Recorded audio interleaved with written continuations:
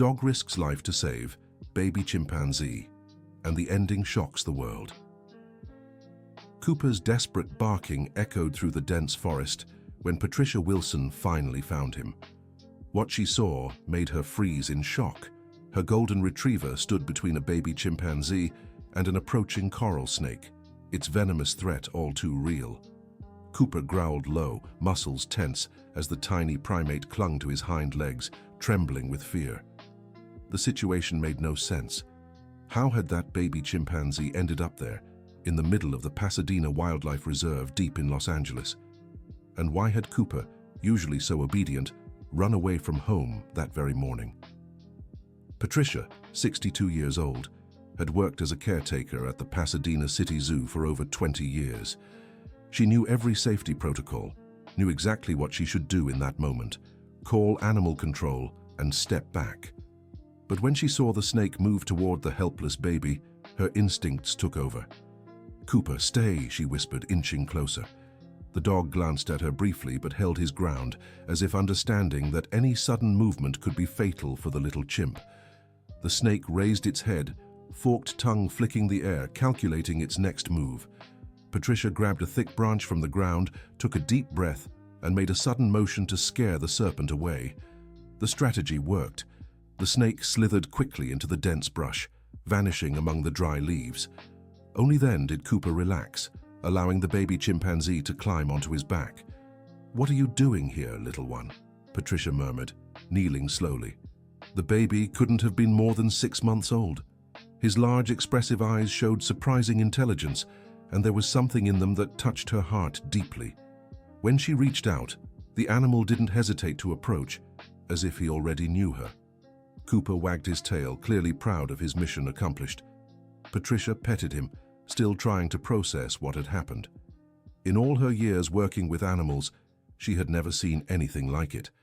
Protocol demanded she take the chimpanzee straight to the zoo, where Dr. Richard Thompson, the head veterinarian, could examine him properly.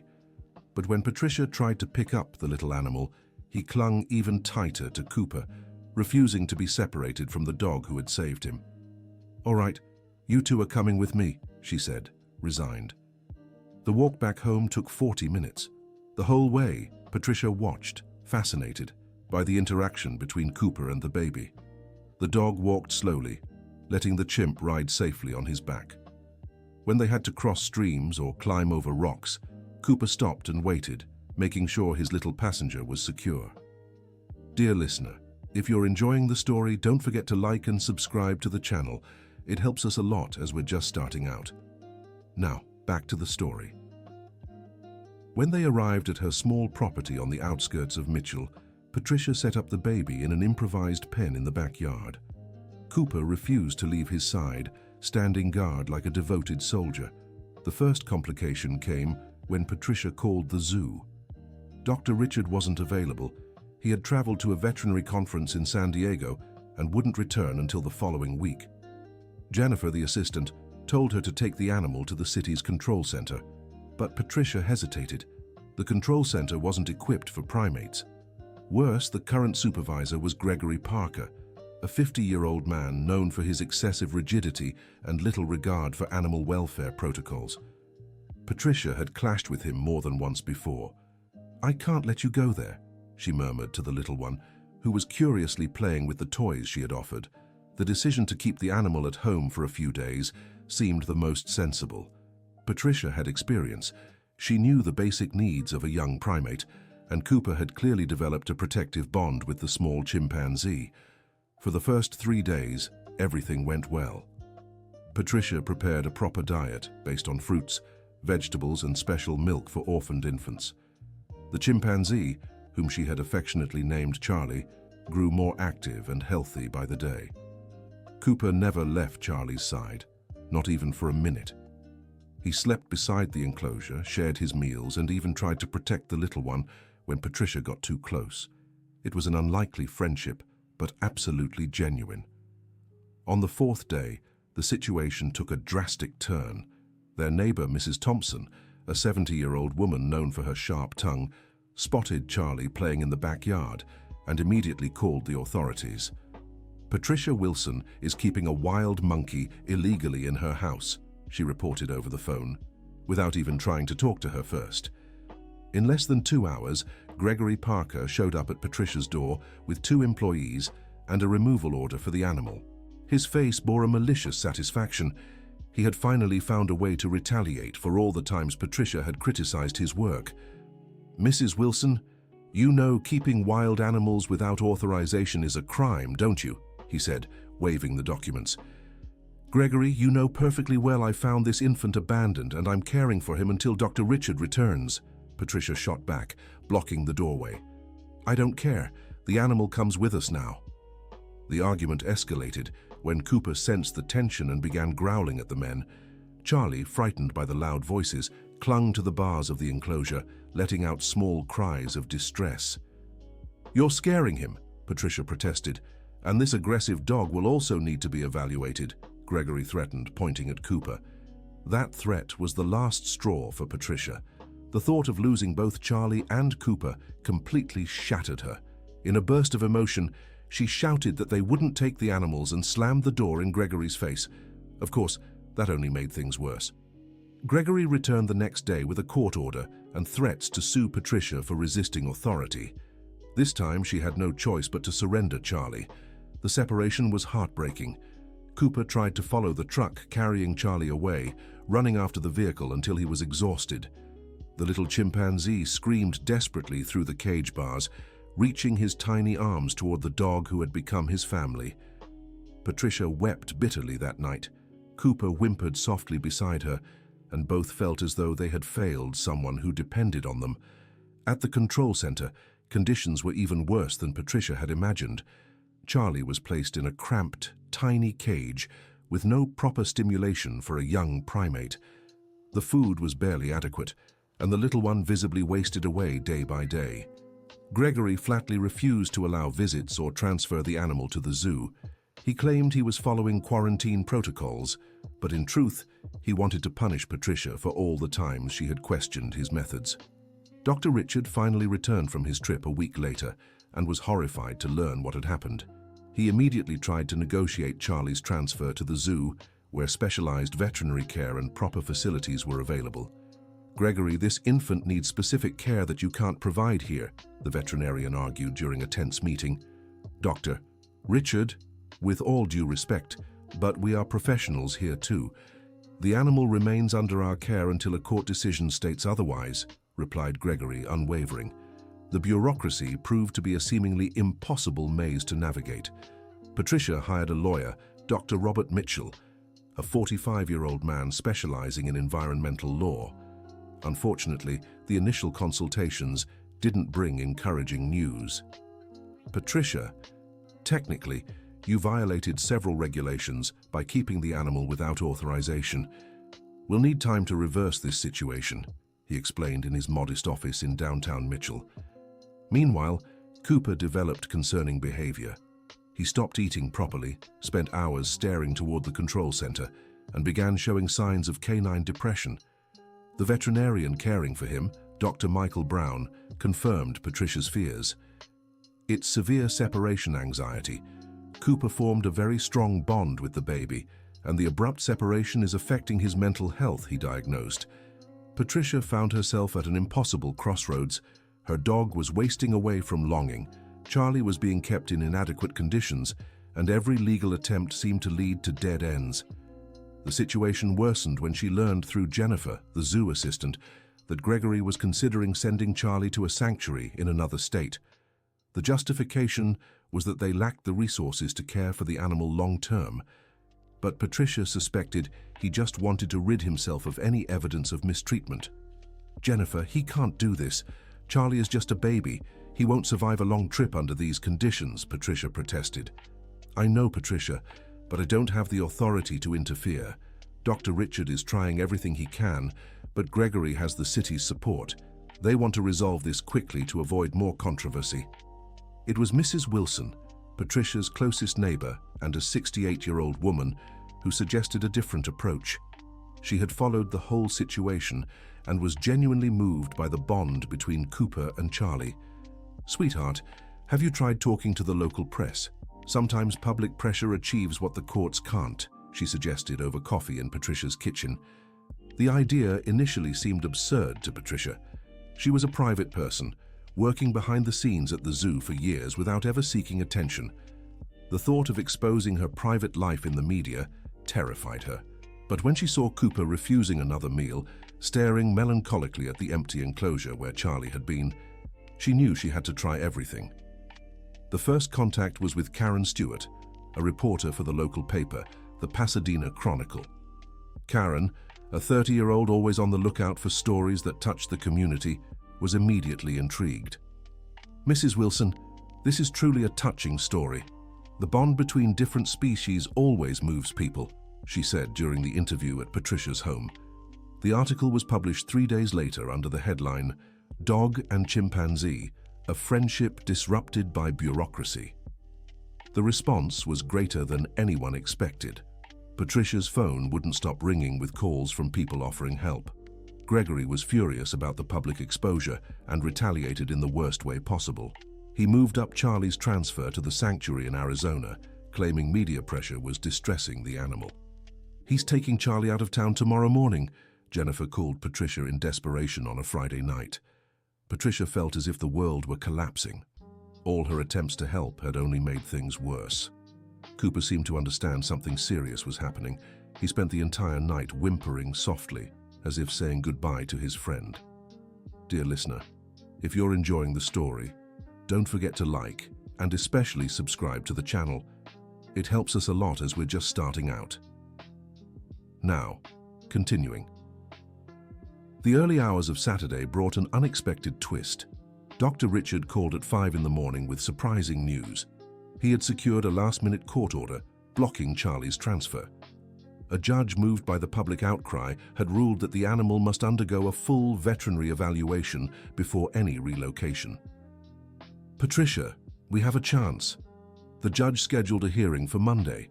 We need to prove Charlie is being kept in inadequate conditions and that separating him from Cooper is harming both animals," Dr. Richard explained. The weekend was a race against time. Dr. Michael Brown meticulously documented Cooper's depressed state, including photos and tests proving the dog's physical decline. Dr. Richard gained access to the control center and recorded the poor conditions in which Charlie was being held. Attorney Dr. Robert Mitchell worked tirelessly preparing the defense based on animal welfare arguments and Patricia's right, as a qualified zoo employee, to provide emergency care to animals in distress. Monday arrived with heavy tension. The courtroom was packed. The story had grown beyond anyone's expectations.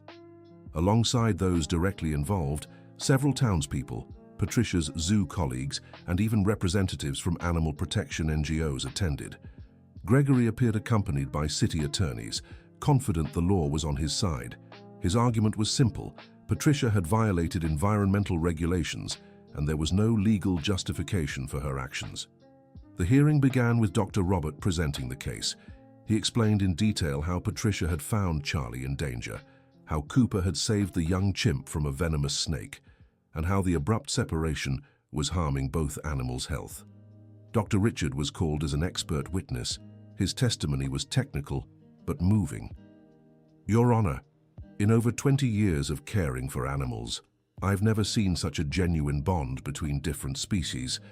Cooper developed true parental behaviors with Charlie. The separation isn't just cruel, it's scientifically harmful to both their psychological development." Dr. Michael Brown presented Cooper's medical records, showing how the dog's physical health had deteriorated since the separation. The photos were shocking. Cooper had lost significant weight, and his eyes showed deep sadness. The most impactful moment came when the city's attorney argued that animals don't form meaningful emotional bonds. At that point, Dr. Robert made an unusual request to bring Cooper into the courtroom. "Your Honor, I ask permission for a practical demonstration. I'd like the court to see Cooper's reaction when reunited with Charlie." Judge Edward Johnson, a 55-year-old man known for his sensitivity to social issues, granted the unusual request. An hour later, Patricia brought Cooper into the courtroom. The dog, who had been listless for weeks, immediately perked up when he caught Charlie's scent in the air. He began whining and tugging at the leash toward the room where the young chimp was being held. When they were finally reunited in the judge's presence, the scene was too emotional for anyone present to remain indifferent. Charlie literally leaped into Cooper's arms, making joyful sounds that echoed through the room. Cooper licked the little one with touching maternal dedication, while Charlie clung to his fur as if he never wanted to let go. Even the city attorney seemed moved by the genuine display of affection between the two animals. Gregory, at the back of the room, maintained a stern expression, but he was the only one who seemed immune to the emotion of the moment. The judge observed the interaction for several minutes before making a preliminary decision. It's clear there's an exceptional bond between these animals. However, we still need to resolve the fundamental legal question, where and how Charlie should be properly cared for. The solution came from an unexpected source. Dr. Elizabeth Norton, director of the Pasadena City Zoo and Patricia Wilson's immediate superior, stood and asked to address the court. "Your Honor, I'd like to propose an official solution. The Pasadena City Zoo is willing to accept Charlie into our rehabilitation program, with Patricia Wilson designated as his primary caregiver.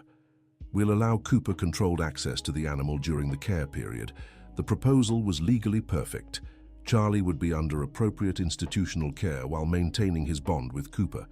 Patricia could officially apply her professional expertise." Gregory tried to protest, arguing that the decision would set dangerous precedents, but his opposition sounded petty in the face of the sensible solution proposed by Dr. Elizabeth. The judge considered the proposal for a few minutes that felt like hours to everyone present. Finally, he struck the gavel.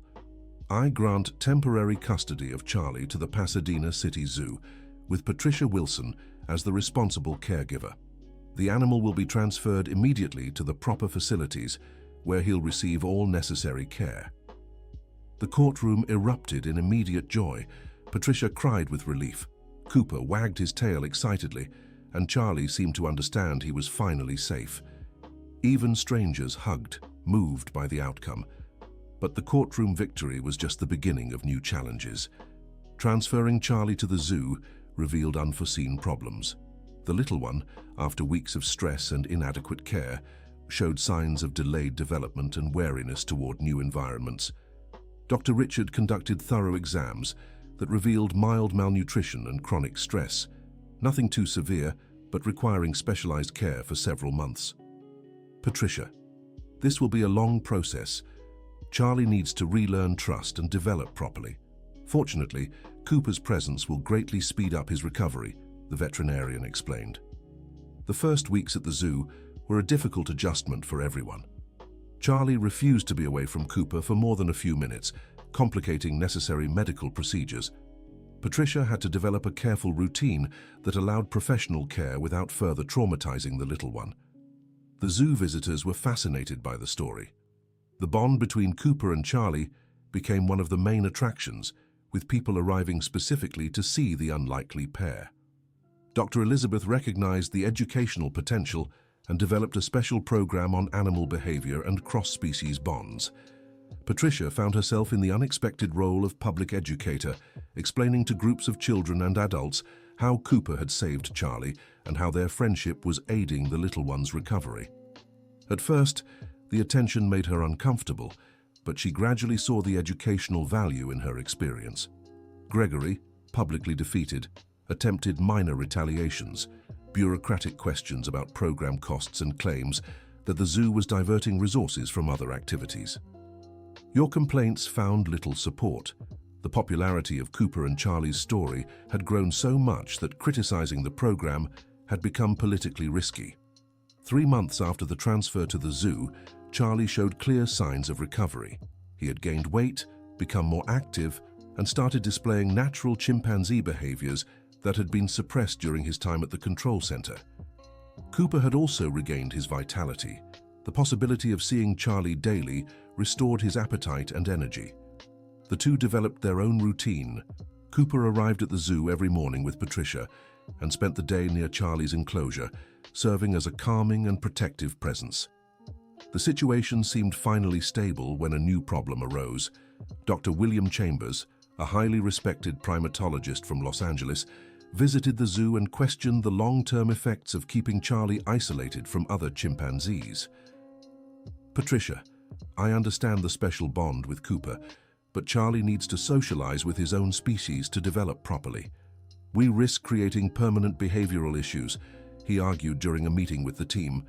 The observation was technically correct, but created an apparently unsolvable dilemma. There were no other chimpanzees at the Pasadena City Zoo, and transferring Charlie to a larger institution would mean separating him from Cooper again, something that could cause even greater trauma. Doctor, Richard found himself torn between scientific knowledge and the emotional reality of the situation. He knew Dr. William was right about the need for socialization, but he had also personally witnessed how Cooper's presence was crucial to Charlie's well-being. Perhaps we can find a gradual solution, suggested Dr. Elizabeth during an emergency meeting. What if we establish an exchange program with other zoos? Charlie could visit other institutions for short periods, keeping Cooper as his safety anchor. The idea was innovative but logistically complex. It would require coordination between multiple institutions, specialized transportation, and a substantial amount of legal paperwork. Worse yet, there was no guarantee Charlie would accept being separated from Cooper, even briefly. Patricia found herself distressed again at the prospect of changes that could harm Charlie. After everything they had been through together, the idea of more separations terrified her. The dilemma intensified when Dr. William returned 2 weeks later with a specific proposal. The San Diego Zoo had a group of young chimpanzees who could serve as companions for Charlie. They were willing to accept Charlie into a pilot socialization program. It's a unique opportunity, Patricia. The group in San Diego is known for welcoming new members, and Charlie would have the chance to learn proper social behaviors, Dr. William insisted. The professional pressure was intense. Patricia knew that from a scientific standpoint, Dr. William was right. Keeping Charlie isolated from his own species could hinder his long-term development. But the thought of separating him from Cooper after everything they had overcome together felt like a betrayal. Cooper, as if sensing the tension in the air, began showing signs of anxiety. He spent more time near Charlie's enclosure and seemed reluctant to leave even at the end of the day. It was as if he instinctively knew changes were being considered. The decision was postponed for several weeks while the team debated the best options. During that time, Patricia obsessively watched every interaction between Cooper and Charlie, searching for signs that their bond might be hindering the young chimp's development. To her surprise, what she observed contradicted some of the experts' concerns. Charlie didn't show signs of excessive dependence on Cooper. On the contrary, he was becoming more independent and confident. He played alone, explored his surroundings, and displayed a healthy curiosity about new stimuli. "Dr. Richard, look at this," Patricia said one morning, pointing to Charlie as he energetically played with a new toy. "He's not regressing, he's developing normally." Dr. Richard observed carefully for several days and reached the same conclusion. Charlie didn't exhibit the delayed development signs Dr. William had predicted.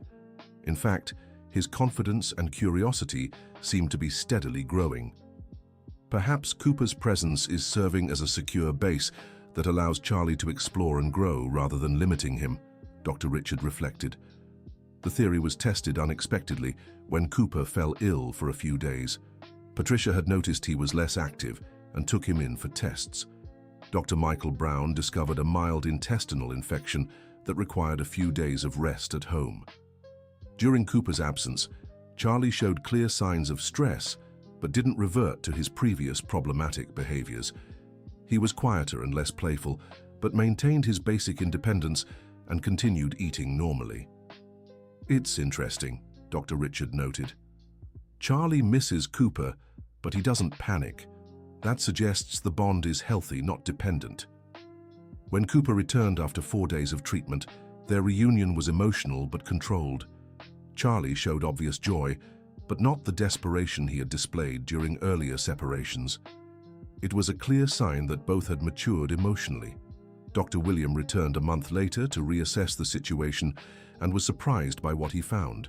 Charlie had grown significantly, displayed natural behaviors appropriate for his age, and showed a confidence Dr. William hadn't observed during his first visit. "I have to admit, this particular bond seems to be working better than I expected," he said, watching Charlie play actively while Cooper rested nearby. "The question now is, can this continue working as Charlie grows and becomes an adult chimpanzee?" It was a question no one could answer with certainty. Adult chimpanzees have very different social and behavioral needs than juveniles, and there were no scientific precedents for Charlie and Cooper's unique situation. Dr. Elizabeth proposed a long-term solution, turning Charlie and Cooper's experience into a formal scientific study. This would allow for ongoing professional monitoring, proper documentation, and adjustments as needed while preserving their special bond. "We can establish partnerships with universities and research centers. If this works, it could revolutionize our understanding of interspecies bonds and the socialization of orphaned primates," she explained. The proposal was presented to the University of California, which showed immediate interest. Dr. Rachel Anderson, an animal behavior specialist, volunteered to coordinate the study. "This is a unique opportunity to document something that's never been systematically studied. If Charlie can develop normally while maintaining this bond with Cooper, it could change orphaned animal care protocols worldwide," she said during a meeting. Gregory, who had remained relatively quiet since his defeat in court, made one last attempt to cause trouble. He questioned the research program's costs and suggested public funds were being wasted on an emotional experiment. This time, however, he faced opposition not just from Patricia and the zoo team, but from the entire community. The story of Cooper and Charlie had touched so many people that criticizing the program had become extremely unpopular. Karen Stewart, the reporter who had covered the initial story, published a series of articles following Charlie's progress. Public interest remained high, and the program became a source of pride for Mitchell. 6 months after the formal study began, the preliminary results were encouraging. Charlie was developing within normal parameters for his species, maintaining healthy, natural behaviors while preserving his special bond with Cooper. Cooper, in turn, had become something of a canine ambassador at the zoo. His story inspired visitors and practically demonstrated how different species can form genuine connections. Patricia often took him to educational presentations at local schools. The unlikely partnership between an experienced animal handler, a brave dog, and an orphaned chimpanzee was challenging established scientific concepts and offering new perspectives on animal care. Dr. Richard, reflecting on the entire journey, remarked to Patricia one afternoon, "You know, when this all started with you finding Charlie in the woods, I never imagined it would go this far. Cooper saved Charlie from that snake, but the two of you saved much more than that. You saved the possibility of a new way to understand how different species can help each other." Patricia smiled, watching Cooper and Charlie play together in the specialized enclosure built for them. It was true. That simple moment in the woods had turned into something much bigger than anyone could have predicted. Dear listener, if you're enjoying the story, take a moment to like and, most importantly, subscribe to the channel. It helps us a lot as we're just starting out. Now, continuing. The first anniversary of Charlie's rescue was celebrated at the zoo with a special ceremony. Hundreds of people attended, including many who had followed the story from the beginning. Cooper and Charlie were clearly the stars of the event, but they carried themselves with the ease of those accustomed to public attention. During the ceremony, Dr. Elizabeth announced that the program had been officially recognized as a pioneering animal behavior research project. Universities from other states had requested information to replicate the experience with other orphaned animals. What began as an act of bravery by Cooper in the woods has become a model for the entire world, she said, visibly moved.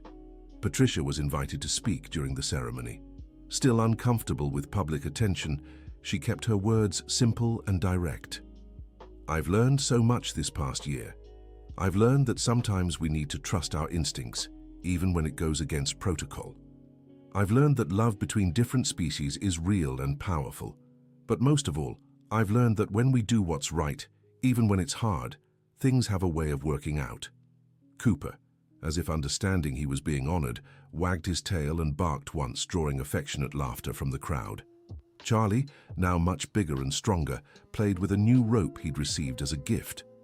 The ceremony culminated with the announcement that Cooper and Charlie's story would be turned into a children's book, with proceeds going toward environmental education programs in local public schools. After the crowd dispersed and the zoo returned to normal, Patricia found a quiet moment to reflect on the entire journey. Sitting on a bench near the enclosure where Cooper and Charlie rested after the day's excitement, she thought about how much her life had changed. A year earlier, she had been a quiet zoo employee known only to her colleagues for her dedication to the animals. Now, she was at the center of a story being studied by universities and replicated elsewhere. But the most important thing for her wasn't public or scientific recognition. It was the certainty that she had done the right thing, even when it seemed impossible. Cooper had saved Charlie from that snake by instinct, without thinking about the consequences. She had done the same when she decided to protect them both, even knowing she would face legal troubles. The bond between Cooper and Charlie remained strong, but it had evolved. It was no longer the desperate dependence of the early days, but a genuine and lasting friendship. Charlie was growing into a healthy chimpanzee, and Cooper had found a special purpose as his protector and companion. Dr. Rachel published the first official results of the study 6 months later. The findings were groundbreaking. Genuine interspecies bonds are not only possible, but can be beneficial to the psychological development of orphaned animals when properly established. The case of Cooper and Charlie demonstrates that we need to rethink our animal care protocols. The presence of a companion from another species can provide emotional security without hindering natural development, she wrote in the paper. The study gained national and international attention, establishing Mitchell as a pioneering center for behavioral research.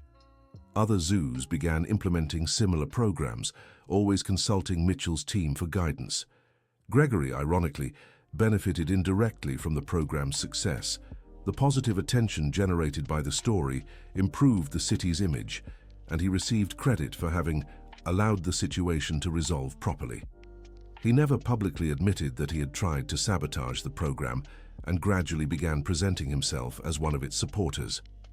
Patricia found humor in Gregory's change of attitude, but chose not to confront him. She had learned that some battles weren't worth fighting, especially when the main goals had already been achieved. 2 years after the rescue, Charlie had grown into a healthy, confident young chimpanzee. He was nearly twice the size he had been when found, displayed all the natural behaviors expected for his age, and had developed a distinct and charming personality. Cooper, now 5 years old, had matured into his role as protector. He no longer showed the anxiety of the early months, but maintained a watchful, caring presence over Charlie. He had learned to respect when the chimpanzee needed space and to be there when his company was welcome. The daily routine of the two had settled naturally. Cooper arrived at the zoo with Patricia in the mornings, spent a few hours near Charlie's enclosure, made rounds with the other staff, and returned home at the end of the day. Charlie seemed to understand and accept this routine, never showing anxiety over Cooper's regular absences.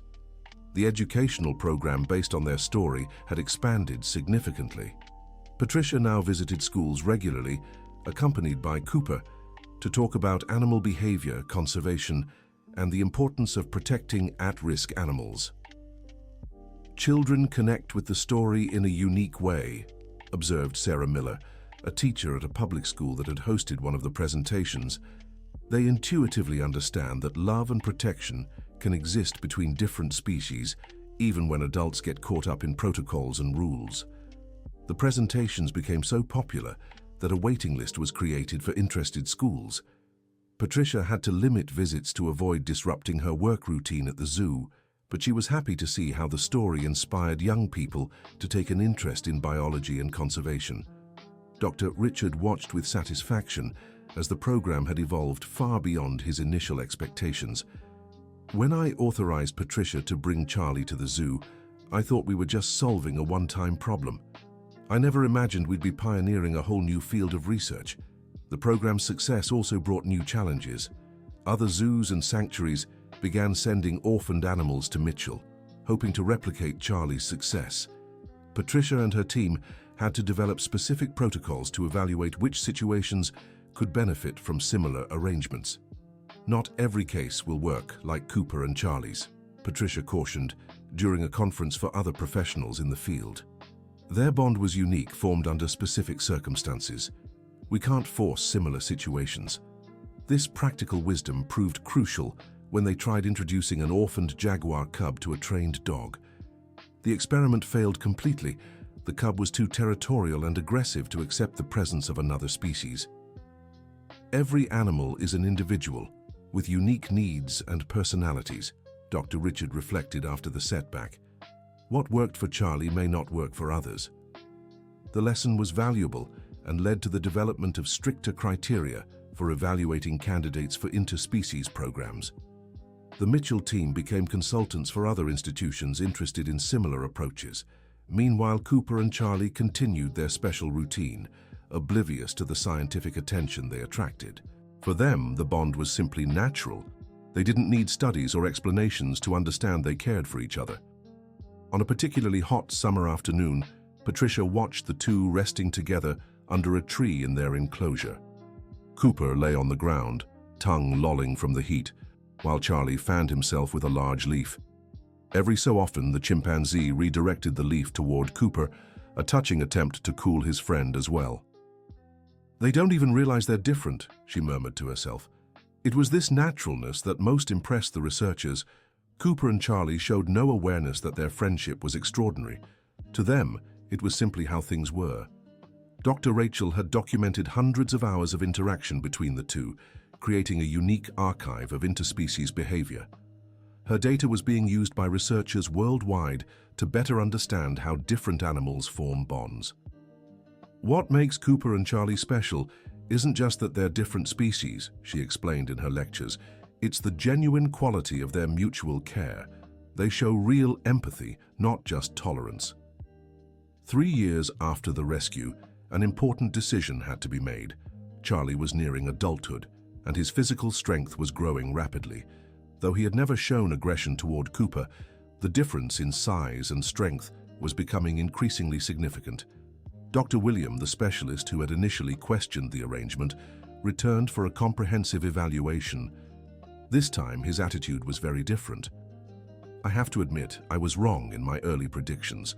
Charlie has developed magnificently, maintaining all appropriate natural behaviors while preserving this special bond with Cooper. But now we face a new challenge," he continued. "As Charlie matures physically, we need to ensure Cooper's safety isn't compromised, even unintentionally." The concern was legitimate. Adult chimpanzees are incredibly strong, and even innocent play could injure the dog. The team needed to develop new protocols that preserved the bond while ensuring the safety of both. The solution came in the form of an expanded, specialized enclosure with separate areas connected by passages that allowed controlled interaction. Cooper could be near Charlie without being physically in the same space, reducing risks while maintaining visual and emotional contact. The adaptation to the new arrangement was easier than expected. Both Cooper and Charlie seemed to intuitively understand the new rules, naturally adjusting their interaction to the physical boundaries. "It's as if they understand we're protecting their friendship, not limiting it," observed Patricia. The emotional maturity of both animals had grown along with their bodies. Cooper had become calmer and more observant, content to watch Charlie from a safe distance.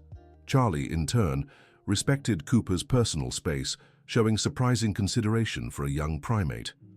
The 4th anniversary of the rescue was marked by an even larger ceremony than before. This time, representatives from zoos and universities across several states attended to meet Cooper and Charlie in person and learn about the program. During the event, it was announced that their story had inspired the creation of a research fund for interspecies behavior studies. The fund would support similar projects at other institutions and finance long-term studies on bonds between different animals. Cooper and Charlie have become ambassadors not just for their own friendship, but for a new understanding of how different species can support one another, Dr. Elizabeth said during the ceremony. Patricia, now recognized as an expert in the field, was invited to speak at a national zoo conference. The idea still intimidated her. She saw herself as just an animal caretaker, not a scientific authority. Patricia, you've developed more practical knowledge about interspecies bonds than anyone in the country, Dr. Richard encouraged. Your experience could help other orphaned animals. Reluctantly, she accepted the invitation. Her presentation at the conference was a surprising success, precisely because it focused on practical experience rather than scientific theory. Attendees were impressed by her straightforward, animal-centered approach. As a result of the conference, Patricia was invited to collaborate on a national care manual for orphaned animals. The chapter on interspecies bonds would be entirely based on her experience with Cooper and Charlie.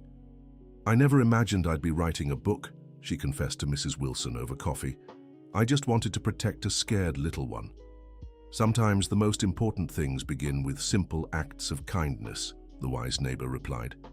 5 years after the rescue, Cooper and Charlie had become a famous duo, not just in Mitchell, but across the state. Documentaries had been made about their story. Children's books had been published, and they regularly appeared on educational TV programs. Despite all the attention, they maintained their simple routine and genuine bond. For zoo visitors, the main attraction was simply observing how naturally they interacted, as if they were just two friends who happened to be different species. Charlie had grown into a magnificent adult chimpanzee, strong, intelligent, and surprisingly gentle. Researchers attributed his calm temperament to the emotional security Cooper had provided during his formative years. Cooper, now 8 years old, had matured into an exceptionally wise and observant dog. His ability to read Charlie's emotions and needs impressed even seasoned researchers. He seemed to instinctively know when Charlie needed company, when he wanted space, and when he was simply seeking reassurance. Dr. Rachel published an academic book based on her years of observation, titled Bonds Beyond Species: The Cooper and Charlie Case. The book became required reading in animal behavior courses at universities across the country. "What we learned from Cooper and Charlie fundamentally changed our understanding of how orphaned animals can be cared for," she wrote in the conclusion. "They showed that love and protection know no species barriers." The program's success brought recognition not only to Patricia and her team, but to the entire Pasadena City Zoo. The institution became a center of innovation and animal care, attracting interns and researchers from prestigious universities. Dr. Elizabeth used the story's prestige to secure funding for improvements throughout the facility. New enclosures were built, educational programs expanded, and the veterinary team grew. "Cooper and Charlie saved far more than just themselves," she reflected during a meeting with city officials. "They saved this zoo and turned it into something special." Gregory, in a twist no one had predicted, became one of the program's most vocal public supporters. In interviews, he claimed he had always backed the initiative and was proud of its success. Patricia found his change amusing, but chose not to contradict him publicly. She had learned that some victories mattered more than others, and having Gregory as an ally, even belatedly, was better than keeping him as an opponent. The 6th anniversary of the rescue brought an unexpected surprise. Dr. Richard announced his retirement and recommended Patricia to take over as coordinator of the zoo's special care program. "Patricia has developed a unique understanding of animal care that goes far beyond formal education," he said during the transition ceremony. "I know no one more qualified to lead this program." The promotion marked a significant change in Patricia's life. From a quiet employee, she had become a recognized authority, responsible for programs now being replicated elsewhere. Her first decision as coordinator was to establish even stricter criteria for interspecies programs, based on all they had learned from Cooper and Charlie. She wanted to ensure other institutions wouldn't attempt to force similar situations without proper preparation. "Every animal is unique," she often repeated. What worked with Cooper and Charlie was the result of specific personalities, special circumstances, and a lot of careful work. It can't simply be copied. Cooper and Charlie remained the heart of the program, but they also served as an example of how genuine bonds develop naturally, with mutual respect and proper care. 7 years after that morning in the woods, when Cooper saved Charlie from the snake, the two had become symbols of something greater than themselves. They represented the possibility of connection beyond differences, the power of genuine care, and the importance of following our instincts when we know something is right. For Patricia, watching them every day remained a source of joy and inspiration. They were a constant reminder that the best solutions often come not from manuals or protocols, but from genuine compassion and the courage to do what's right. The story that began with a simple act of bravery by a dog had become a lasting legacy of hope, proving that love and protection can flourish in the unlikeliest of circumstances, transforming not only the lives directly involved, but inspiring changes that echo far beyond their origins. Cooper and Charlie, unaware of all the impact they had caused, continued their special friendship, offering everyone who watched them a silent yet powerful lesson about what truly matters, taking care of one another, regardless of our differences. The end of the story. Now tell us what you thought of the story and where you're watching from. If you have something to share with us, leave your sincere words in the comments. Do you think Patricia made the right decision in protecting Charlie and Cooper? We'd love to read your opinion. Thank you so much for joining us. Don't forget to like the video, and most importantly, subscribe to the channel so you don't miss other heartwarming stories.